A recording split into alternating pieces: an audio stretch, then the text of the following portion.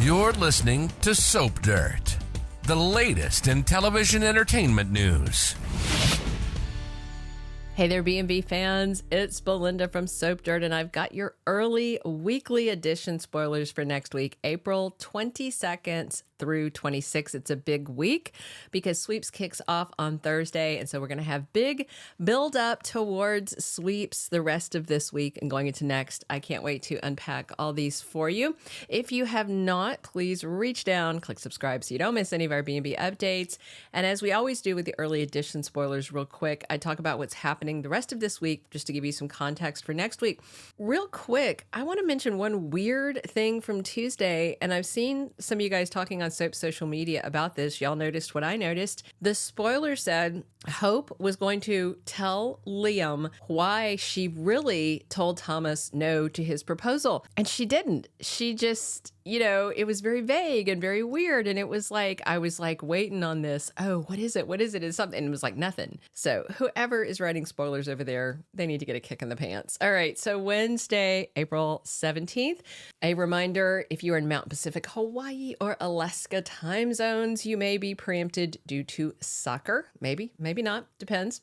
Where I am right now in Seattle, it's showing just fine on the DVR, although it is Pacific time. So we'll see how it goes. Hopefully it is on your DVR. If not, check CBS.com or Paramount Plus. So on Wednesday, we pick back up with Liam and Hope's conversation, and I do love that she told him she does love Thomas, which I'm holding out hope for that May Sweeps reunion. I know a lot of us are. So Liam and Hope talk about Deacon and how, his situation has changed now that nine-toed Sheila Carter is supposedly dead. We all know she's not, but they discuss the fact that they think it's okay if little Beth Spencer spends more time with Granddaddy Deacon. Of course, Granddaddy Deacon is really not up for a visit right now because he is spiraling out trying to figure out who Sugar is and what is going on. Luna, meanwhile, is completely devastated and heartbroken, and she's going to pick back up with her conversation with her mom, Poppy, at RJ's Malibu Barbie Beach house, and she tries to comfort her because Luna is very upset. And I agree with RJ. I mean, she should have told him the morning after. I think that would have mitigated everything somewhat, but the lies make it seem sketchier. And I'm sure on Wednesday, we're going to have a little more of RJ and Zende after Zende let him punch him. We'll see if it escalates to a brawl. And this cannot be good for Hope for the future. Thursday, April 18th, we've got Deacon really determined to prove that he saw what he saw and that he's not crazy. And he's going to figure something out, and he's going to get a lead about what happened to Sheila that further convinces him that she is alive and is just MIA somewhere. And Finn talks to Steffy and tells her he's very worried about Deacon and his mental health because he is ravenously clinging to this idea that Sheila Carter is alive. Of course, we all know Deacon's fine. And that takes us into the end of this week, Friday, April 19th. We have got Lauren Fenmore over from Young and the Restless. She is in LA. She comes from Genoa City. What's interesting, if you guys do not also watch Young and the Restless, is that over on Y&R on the Wednesday episode, Lauren specifically brings up Sheila Carter when she's talking to Nikki Newman. So it's kind of interesting. We're getting a Sheila name drop over on Y&R. And of course, Lauren knows all about Sugar, but when she comes to Il Giardino to talk to Deacon and he brings up Sheila, she's all like, I don't want to hear that name ever again. Lauren is, obviously convinced Sheila's dead, glad that Sheila's dead. She and Eric were toasting the idea of dancing on her grave, but he's going to bring up Sugar. He's going to get the 411 on that. And I just wonder if Lauren is one that might actually listen to the 9 versus 10 toast things because she does know exactly who Sugar is. And we have more scenes of Hope with Liam, more scenes with Steffy, with Finn, and both couples are talking about Deacon and his stability. Now, I don't know if this turns into a 4-way conversation or not, but everybody is certain he's a wackadoo. Everything changes next week, the week of April 22nd through the 26th. 26th.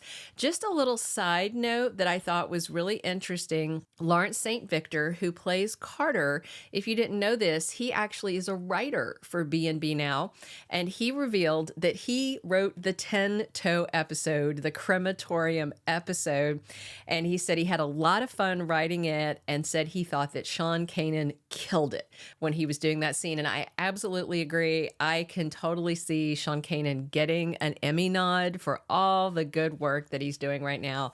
They are stretching his acting chops. I love Sean Kanan. My son sees him and goes, Cobra Kai. But, you know, I see him and go Deacon, or AJ, if you watched him on General Hospital.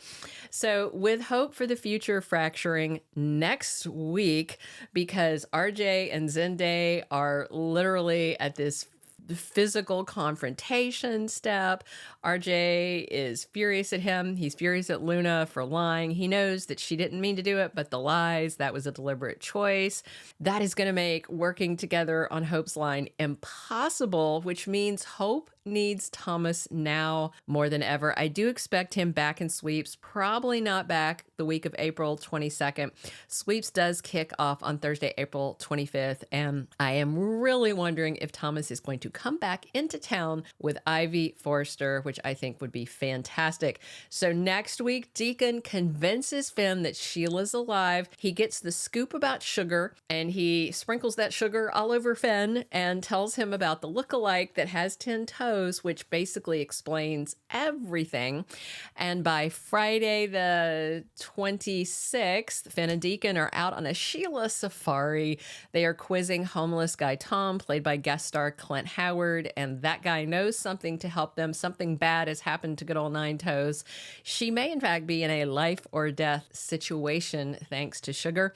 I expect RJ to blab to everyone at Forrester Creations about Zende and Luna, because, you know, he told everybody that he took Luna's V card. Of course he's going to tell them that Zende banged her. I mean, I can't imagine why he wouldn't, which means Zende will wind up named and shamed, and he's probably going to face some heat from the Logans and the Forresters. Messy, messy, messy. Luna next week remains desperate to get back into RJ's good graces, and I pretty much expect Poppy to go to RJ and to advocate for her daughter and explain that it's her fault about the mints, and it's her fault because she told her daughter, don't tell him, keep it to yourself. It was bad advice. I do think Poppy's gonna try and throw herself on the sword.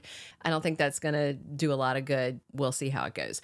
Those are all of our early spoilers for the week of April 22nd through 26th. Please click that subscribe button if you haven't. Definitely come back. We're here talking Bold and the Beautiful, as you know, 7 days a week on your #1 soap opera spoilers channel. And I cannot wait to read your comments. What are you excited to see next week with the whole Sheila safari kicking off? And how do you think Steffi's going to handle it that Finn is out looking for the woman that she really hopes is dead? Going to be a soapy good week building up into sweeps. Thank you so much for tuning in. As always, it's Belinda from Soap Dirt. Thank you for being a loyal listener. Follow us wherever you get your podcast, because you don't want to miss the next episode. Soap Dirt is on all the major podcast platforms, including Apple Podcast, Spotify, iHeartRadio, and more.